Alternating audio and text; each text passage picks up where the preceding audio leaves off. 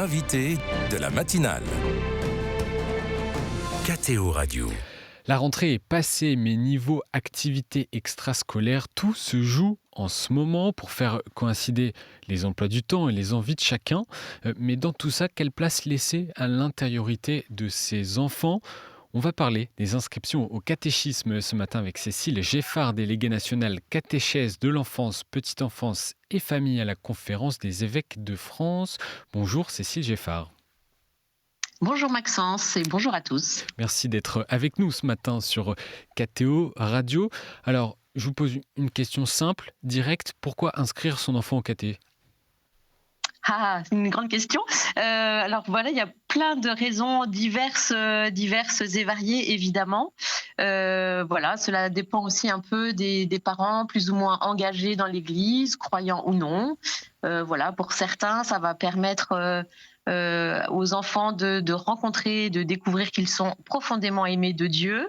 Pour d'autres parents qui sont parfois plus démunis sur ces questions, ils veulent confier à d'autres chrétiens ce pan de l'éducation de leurs enfants parce qu'ils se sentent un peu dépassés.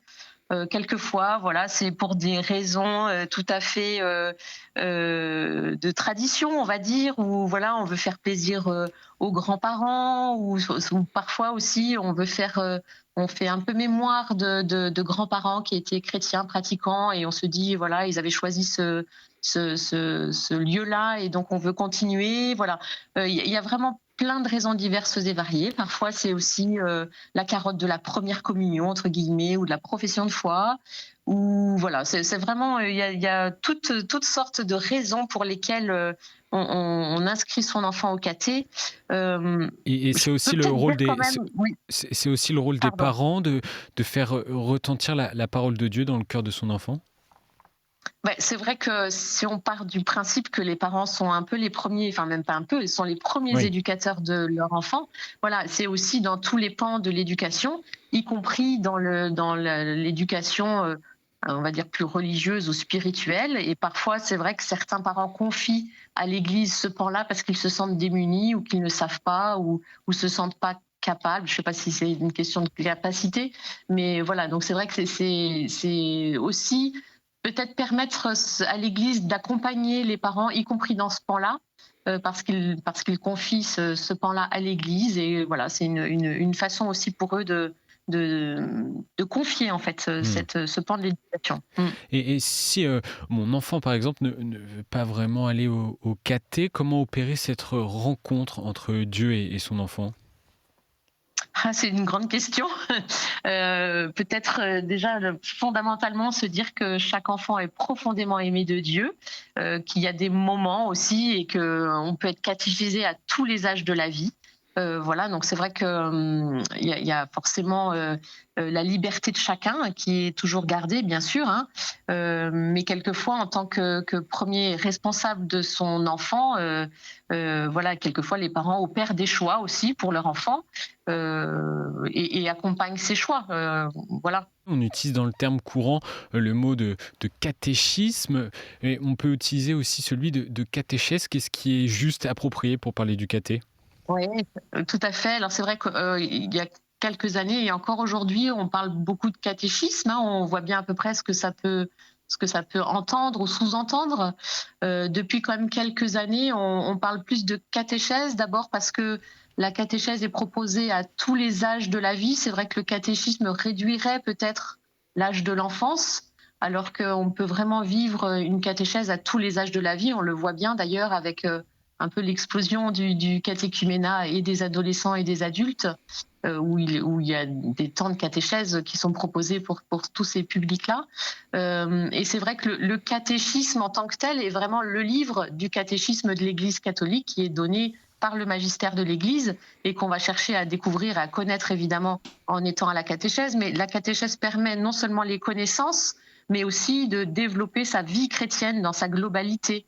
Donc à la fois la vie de prière, la vie aussi où on va s'ouvrir aux autres et prendre soin des autres, et aussi connaître évidemment connaître un peu plus Dieu, Jésus, et connaître un peu tout ce qui est dans le catéchisme. Mais ce n'est pas le tout de la catéchèse. Il y a vraiment toute la vie chrétienne qui est en jeu aussi, voilà, quand on parle de catéchèse plutôt que catéchisme. Cécile Geffard, quelle forme prennent les groupes de caté aujourd'hui? Est-ce qu'il y a eu une évolution ces dernières années? Alors c'est vrai que ça c'est une évolution que l'on sent dans beaucoup de diocèses, où peut-être que le modèle de la catéchiste ou du catéchiste seul devant un groupe d'enfants, si on prend la catéchèse de l'enfance, c'est peut-être que ce modèle-là tend un peu à s'essouffler. Pour plein de raisons, hein. Il y a aussi le manque de disponibilité de catéchistes, le fait qu'on a peut-être un peu plus de difficultés à trouver des gens disponibles pour 1 heure par semaine. Dans les emplois du temps très chargés des familles, c'est parfois compliqué. Et du coup, de nouvelles formes se cherchent ou voilà, s'explorent, on va dire. Alors des formes pas nouvelles, hein, parce que quelquefois c'est dans des lieux de patronage, quelquefois ça peut être dans les mouvements tels que le scoutisme ou d'autres mouvements d'enfance ou d'adolescence. Quelquefois, c'est des formules un peu caté-vacances. Parfois aussi des écoles de prière qui se vivent dans beaucoup de diocèses de Mmh. France. Vous Voilà, vous avez des des lieux exemples autres que d'initiatives intéressantes à mentionner d'ailleurs? C'est un peu les initiatives dont je vous parle là, où effectivement, on cherche un peu d'autres moyens, peut-être de façon un petit peu moins régulière parce que c'est pas forcément évident. Oui. Mais voilà, des catés-vacances, des écoles de prière, des catés dimanches, enfin voilà, des propositions un peu autres que le modèle de la catéchèse comme on a pu le connaître avec un ou une catéchiste et un groupe d'enfants. Et d'ailleurs, dans les groupes de catéchèse de l'enfance, bien souvent, enfin, on a des tranches d'âge variées. Voilà, donc il faut s'adapter à tout ça et trouver peut-être des nouvelles manières de faire. Et il y a la démarche Kérigma qui a été lancée en 2021 pour redynamiser l'évangélisation. Ce travail commence-t-il à porter ses fruits au niveau de la catéchèse, en restant en tout cas sur l'enfance? Alors oui, c'est vrai que ça a été un grand mouvement, un peu de souffle, et puis aussi où on a pu voilà, se faire un peu comme un état des lieux, si on veut, de la catéchèse de l'enfance en France. C'est vrai que les diocèses qui ont pu y participer se sont emparés un petit peu de tout cet élan et cette démarche qui a été vécue lors de ce rassemblement Kérigma. Voilà, il y a des diocèses ont vécu eux-mêmes une journée Kérigma dans leur propre diocèse avec voilà, toute une variété de publics qui allaient de la catéchèse à la pastorale familiale, en passant par voilà, enfin, vraiment, vous voyez, quelque chose de beaucoup plus large que la catéchèse. En fait, je pense que Kérigma a vraiment permis d'inscrire la catéchèse dans l'évangélisation de l'Église. Et c'est vrai que c'est quand même quelque chose d'important aussi et une prise de conscience importante dans les diocèses. On se rend compte que les parents, vous en avez un peu parlé, Cécile Geffard, sont maintenant concernés par le caté. Eux aussi en profitent de plus en plus et sont demandeurs. Comment les accompagner? Oui, ça c'est un grand défi, un grand enjeu dans les paroisses et les diocèses. Beaucoup de diocèses se questionnent un peu sur la manière voilà, d'intégrer, je ne sais pas si c'est le bon mot, mais les parents, les familles, tout en faisant un peu le grand écart, si je peux me permettre cette expression, entre des familles qui vivent déjà une vie de foi en famille, avec une prière familiale, une pratique dominicale régulière, voilà, et des parents qui sont plus démunis et qui n'ont pas forcément les mots de la foi, les gestes de la foi, et qui comptent un peu sur l'aide d'autres chrétiens pour les aider dans ce sens-là. Et il y a une vraie demande, je pense, de compagnonnage, si on peut dire, de toutes ces familles pour leur permettre voilà, de découvrir aussi avec leurs enfants. On voit aussi dans le catéchuménat des adultes, vous savez, il y a toujours un moment où voilà, il y a un peu une relecture de sa vie en fait avec Jésus et ce qui permet de demander les sacrements de baptême, de confirmation et d'Eucharistie. Et quelques parents disent ce qui les a mis en route, c'est la catéchèse de leur enfant. Donc, vous voyez, il y a quelque chose qui se joue à ce moment-là de la vie de leur enfant, de la vie de la famille, qui fait qu'il y a une interrogation qui rejaillit sur l'ensemble de la famille. Même dans certains diocèses, on a vu aussi des familles entières qui demandaient le baptême. Donc, petits-enfants, enfants, ados, adultes. Voilà, donc il y a vraiment quelque chose qui se cherche un peu de ce côté-là. c'est vraiment un enjeu de l'Église et des diocèses, et beaucoup d'évêques se questionnent aussi un peu là, voilà, sur comment on peut rendre Mmh. une catéchèse peut-être un peu familiale. Je ne sais pas si c'est vraiment ça, mais en tout cas, comment intégrer plus les parents dans la démarche de catéchèse. Voilà, je pense par exemple au diocèse de Rennes, où il y a un rassemblement qui est proposé à tous les enfants qui ont vécu la première communion. Et lors de ce rassemblement, les parents sont invités. Et il y a un temps un peu gratuit d'échange et de questions, voilà, questions-réponses, échanges avec l'évêque. Et les parents apprécient ce temps gratuit qu'il leur est offert là pour voilà, un temps tout simplement de questionnement, de voilà. Il y a vraiment une recherche dans ce sens-là, effectivement. Et dans le contexte où il y a de moins en moins de repères chrétiens dans notre société, quels sont les défis pour le caté? Mmh.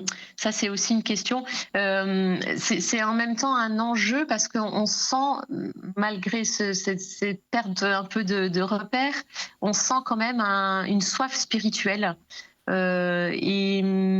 et des demandes de parents qui ne seraient pas forcément à même, eux, de pouvoir proposer quelque chose, d'être encouragés, en tout cas, écoutés, encouragés. Dans ce sens-là, et c'est vrai qu'il y a beaucoup de questions par rapport à ça, oui, effectivement. On a parlé des enfants, des parents. Comment est-ce que cela tout éclaire d'une manière nouvelle la responsabilité de catéchiste également?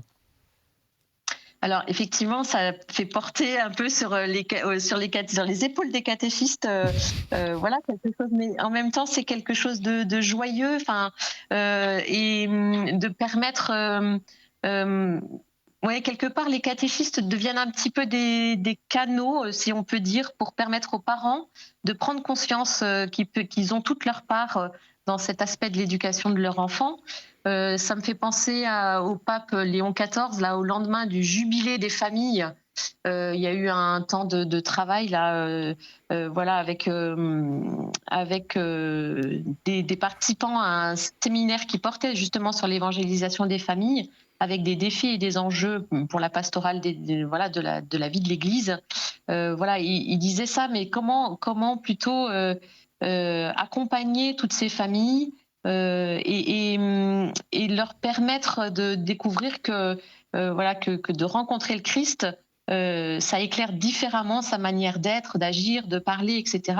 Et comment est-ce qu'on peut accompagner ces familles, donc vivre ce compagnonnage avec les familles, pour leur permettre de découvrir justement qu'en mettant le Christ dans leur vie, c'était source de joie et de bonheur, et certainement un beau défi aussi pour la catéchèse et l'Église aujourd'hui, quoi. Jubilé des familles qui avait lieu fin mai Fin dernier. mai, voilà, c'est ça, début juin. Et le jubilé des catéchistes, lui, sera fêté le 26, 27 et 28 septembre prochain. L'occasion de découvrir Absolument. la diversité de ce récent ministère institué pour les laïcs. Vous pouvez retrouver d'ailleurs un hors les murs exceptionnel sur cet événement bientôt sur KTO. Merci Cécile Geffard d'avoir été avec nous ce matin. Merci Maxence.